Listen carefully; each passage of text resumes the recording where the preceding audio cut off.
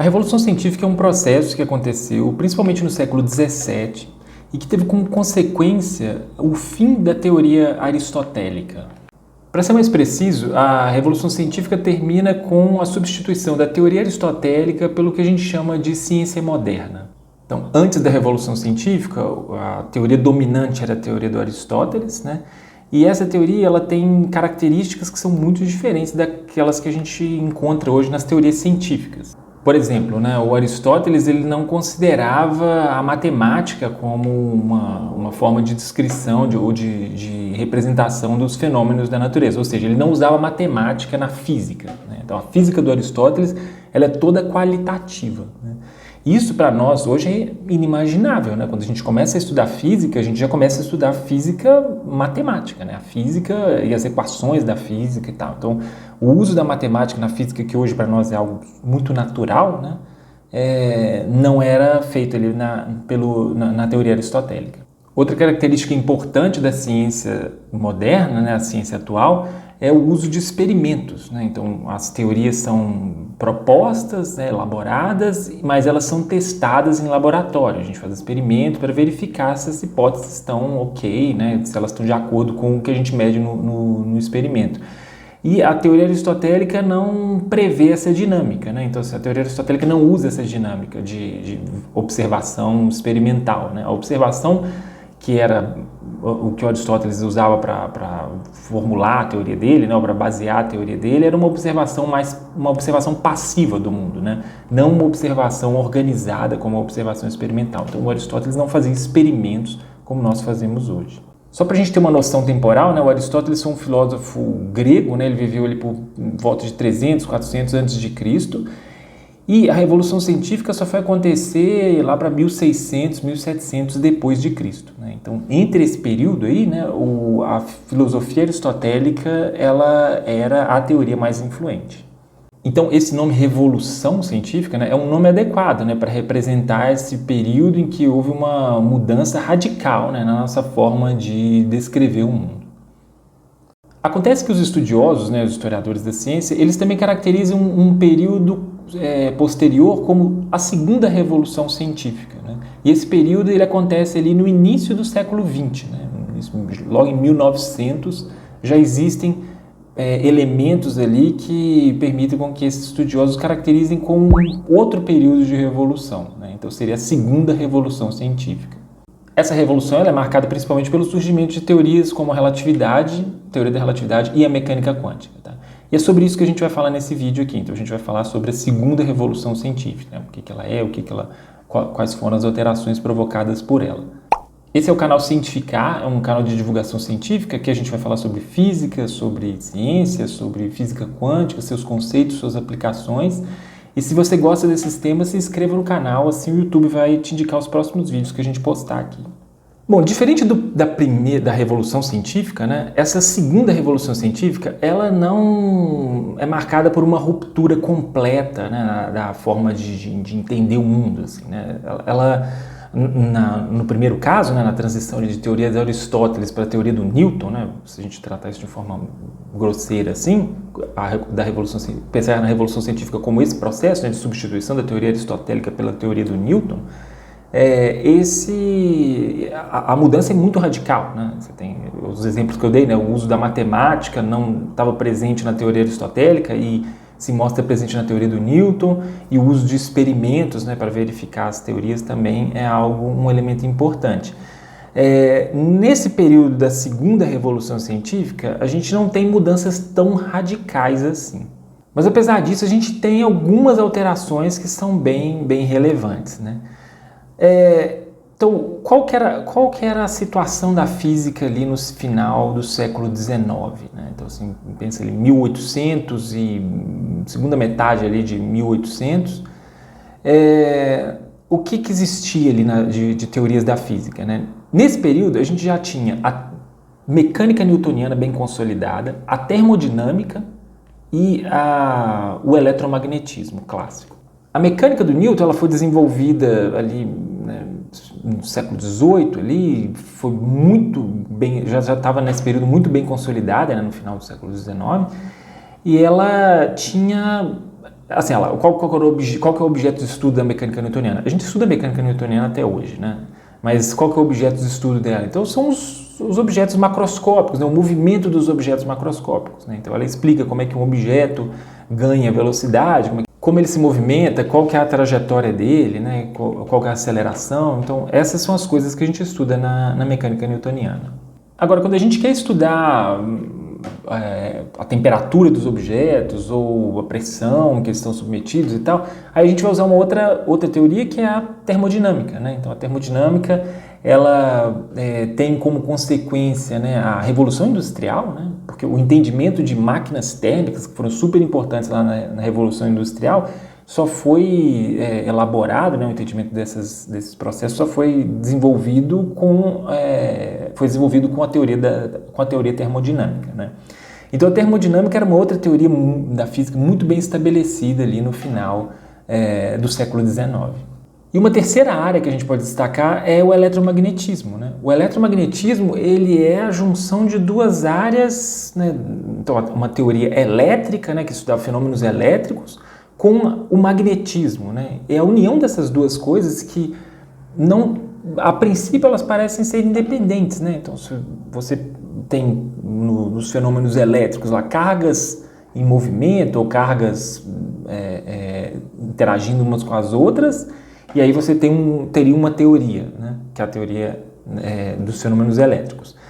E o magnetismo tem a ver com ímãs, né? E, a princípio não dá para olhar e perceber de cara que existe uma relação entre elas, né? Mas acontece que com o desenvolvimento do eletromagnetismo, com o desenvolvimento dessas teorias, né, essas duas áreas acabaram sendo fundidas numa só, na área, né, que a gente conhece hoje como eletromagnetismo. E o eletromagnetismo ele tem como base, né, 4 equações, né, que a gente chama de equações de Maxwell. Então essas 4 equações elas são, entre aspas, as leis do eletromagnetismo, né? São equações que a gente assume de princípio, né, para construir a teoria. E essas equações de Maxwell, elas nos permitem fazer uma outra união, né? Então, além da união do eletromagnetismo, né, da teoria elétrica com a teoria magnética, o eletromagnetismo é capaz de explicar também a ótica. Isso porque as equações de Maxwell elas geram com as equações de Maxwell, né, a gente consegue escrever uma equação de onda. É uma equação de onda que a gente vai chamar de onda eletromagnética. E quando a gente olha para as características de uma onda eletromagnética, a gente percebe que a luz é um tipo de onda eletromagnética, né? Então aqueles fenômenos ópticos que eram estudados numa área separada acabam se tornando também uma sub-área ali, né, entre aspas, do eletromagnetismo. Então, o cenário da física ali no final do século XIX era esse, né? Você tinha grandes teorias amplas que explicam, né, coisas que não tem, a princípio não tem fronteira para as explicações dessas teorias da física, né? Então, a gravitação do Newton consegue explicar, sei lá, o funcionamento de sistemas planetários que estão em outras galáxias, ou mesmo, né, o movimento de luas, de planetas, sei lá, o movimento das luas de Júpiter. Essas teorias elas não estão restritas ao ambiente próximo do nosso, né? Elas são, a princípio, universais. Elas, até esse momento, não tinham nem experimentos que contradiziam essas teorias. Então, cria um cenário ali no final do século XVIII que é o seguinte: a gente tem teorias poderosas que parece que são universais. Portanto, alguns cientistas acreditavam que a física tinha encerrado todas as descobertas que eram possíveis de serem feitas, né? E alguns decretaram ali uma espécie de fim da física, né? Como se a física tivesse alcançado, explicado, esgotado a natureza, né? Então, assim, a explicação da natureza estava disponível ali nessas teorias. E aí, isso gerava ali uma espécie de um otimismo exagerado com relação à ciência, né? Então essa ideia de que o funcionamento da natureza estava todo ali mapeado, descrito pelas teorias científicas, né, ela mostra essa confiança que surgia ali. Então o ambiente ali, o cenário era de muita confiança na capacidade das teorias científicas de explicar o que de fato acontece na natureza, né? Só que esse otimismo, né, ele acaba sofrendo um golpe muito forte logo no início do século XX. No início do século XX, o Max Planck usou uma hipótese, né, que é a hipótese da quantização de energia. Nesse vídeo que aparece aqui no card, a gente fala em mais detalhes sobre essa hipótese do Planck. Mas para esse vídeo aqui, o que importa é o seguinte, né, o Planck estava tentando resolver um problema que era conhecido como a catástrofe do ultravioleta, que era um problema que envolvia radiação e a interação de radiação e matéria. E aí o Planck usa uma hipótese muito inovadora ali, que é a quantização da energia, né? O que significa isso, né? A quantização de energia é a ideia de que a interação entre radiação e matéria ela vai acontecer mediante a troca de pacotes de energia ou de quantidades fixas de energia. Então você tem alguns pacotes de energia que são trocados ali, né, entre aspas, entre radiação e matéria, e essa troca acontece de forma não contínua, né, mas discreta, ou seja, a matéria, elas vão trocar números, quantidades inteiras ali de energia, né? Então você vai ganhar uma quantidade de energia ou vai ceder uma quantidade de energia fixa. E isso é diferente do que a física clássica supõe para esse processo, né? Na física clássica, né? Então eu estou chamando de física clássica aqui as teorias, esse conjunto de teorias que são anteriores à mecânica quântica e à relatividade, né? Ou seja, eletromagnetismo, termodinâmica e mecânica. Então nessas teorias, a gente tem sempre a relação entre os objetos, né? Ela envolve, quando a gente usa o conceito de energia, né, o conceito de energia é sempre pensado como a troca de energia é sempre pensada como algo contínuo, né, em que você pode trocar qualquer quantidade de energia com os objetos. E ali o Planck propõe algo que quebra com essa noção, né? E isso é só o começo, né, de algo que vai ser muito, muito impactante, que vai criar um impacto muito forte na física, né, que é o desenvolvimento da mecânica quântica. Então, essa é a ideia fundadora da mecânica quântica e depois disso, né, nas décadas seguintes, na década de 30, 40 principalmente, você vai ter existe um desenvolvimento da mecânica quântica que vai acabar criando ali um cenário em que a física se afasta muito de certos conceitos que a gente tinha como conceitos fortes da física clássica, né? Então você tem uma mudança muito forte ali. Por exemplo, né, a ideia de que o universo é determinista, né? É de que a mecânica newtoniana pressupõe um determinismo, né? Que a natureza seja determinista, né? E a mecânica quântica já vai numa direção completamente contrária e tal. Então esse é um dos elementos, né? Você tem vários outros elementos que são completamente, que fazem com que a mecânica quântica seja uma teoria completamente diferente das teorias clássicas. E a outra teoria importante também que vai surgindo nesse período, né, quase na mesma época, quase no mesmo ano, ali, né, em 1905, né, que surge a teoria da relatividade restrita do Einstein, que vai também provocar uma modificação muito grande nos conceitos da física. Então, por exemplo, na teoria da relatividade, né, a ideia de que o tempo é um parâmetro comum a todos os objetos, né, em todos os referenciais, essa ideia deixa de valer, né? Então, essa é uma ideia muito cara para a mecânica newtoniana, por exemplo, né? A ideia de que o tempo é um parâmetro que é comum a pessoas, sei lá, se você vamos pegar um exemplo, assim, né? Se tem alguém parado numa estrada e tem um carro andando lá com uma determinada velocidade. Na mecânica newtoniana, o tempo passa da mesma forma para essas duas pessoas, né? Quem está dentro do carro e quem está lá parado na estrada. Agora, se a gente olhar para a teoria da relatividade restrita mesmo, né? Depois o Einstein vai desenvolver uma outra teoria da relatividade, que é a teoria da relatividade geral. Mas mesmo na teoria da relatividade restrita, a ideia de que o tempo passa da mesma forma para esses dois observadores não é mais verdadeira, né? Então, assim, a rigor, quem está no referencial com uma velocidade diferente do referencial de quem está parado na estrada, né? Essa pessoa que está dentro do carro vai medir a passagem do tempo de forma diferente daquela que é medida pela pessoa que está parada na estrada, né? Então, o tempo vira algo que é relativo, ele depende de referenciais, né? Essa é uma das alterações provocadas pela teoria da relatividade. Então, essa sequência de alterações que são provocadas em conceitos, em ideias que são muito básicas das teorias clássicas, né, acaba marcando esse período que alguns vão chamar de segunda revolução científica. Então, esse período ele é marcado por uma mudança de humor ali entre na comunidade científica, né? Se no final de 1800 ali, né, então no final do século XIX, existia um otimismo exagerado, né, uma euforia com relação à ciência, né, na capacidade da ciência de descrever de fato como que o mundo funciona, logo nos primeiros anos ali de 1900, esse otimismo cai por terra, né? E aí essas teorias que surgiram, essas novas teorias que surgiram, elas surgiram para corrigir problemas que existiam nas teorias anteriores, né? Na mecânica clássica, na termodinâmica, no eletromagnetismo. Então surge a mecânica quântica e a relatividade, elas vão mexer em temas que as teorias antigas abordavam. Ou seja, os físicos assistiram ali a algo que não é muito comum, né? Mas que é a substituição de teorias, né? É claro que nós estudamos ainda a termodinâmica clássica e a mecânica clássica, o eletromagnetismo, são teorias úteis em certos domínios, mas elas não são mais pensadas como teorias absolutas, universais. Então, nesse período, os físicos percebem que as teorias que a gente faz testes experimentais e tudo, a gente não tem como afirmar que elas estão certas, né? Não dá para afirmar que uma teoria atual, né, que nós temos hoje, descreve de fato o funcionamento da natureza.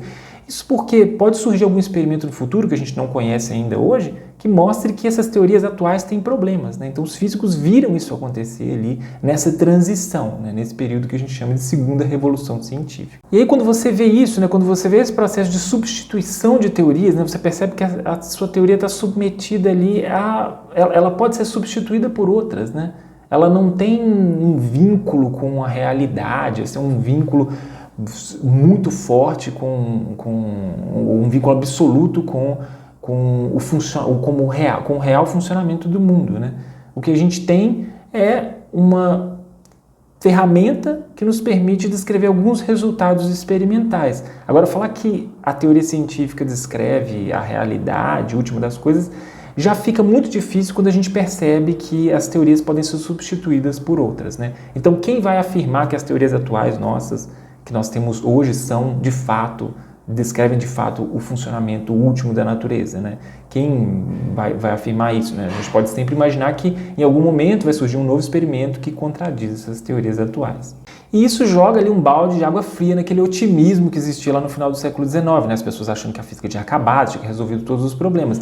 Hoje, a visão dos físicos é uma visão mais madura, né? É uma visão mais pessimista com relação a essa possibilidade de descrever o funcionamento da natureza. Então, hoje é mais comum uma visão uma visão instrumental da ciência, né? Ou seja, imaginar que a ciência é uma ferramenta que nos permite fazer previsões dentro de dentro de um certo contexto, né? Sobre os resultados dos experimentos. Agora, a ideia de que a ciência é a última palavra, né? Ou que ela descreve de fato o que acontece na natureza, essa ideia fica mais prejudicada, ela é difícil de ser defendida, principalmente na física, né? Onde essas substituições de teorias foram testemunhadas ali. Então, esse é o processo que a gente chama de segunda revolução científica. Esse processo de modificação das teorias, né? Ou do desenvolvimento de novas teorias. A gente não substitui completamente a teoria clássica, né? As teorias clássicas, como eu disse, né? A gente ainda estuda mecânica newtoniana, ainda estuda termodinâmica e tal. A gente não estuda mais física do Aristóteles, por exemplo, né? Então, a Revolução Científica marcou uma substituição completa, né? Assim, a teoria aristotélica, pelo menos no campo da ciência, ela deixou de ser algo relevante.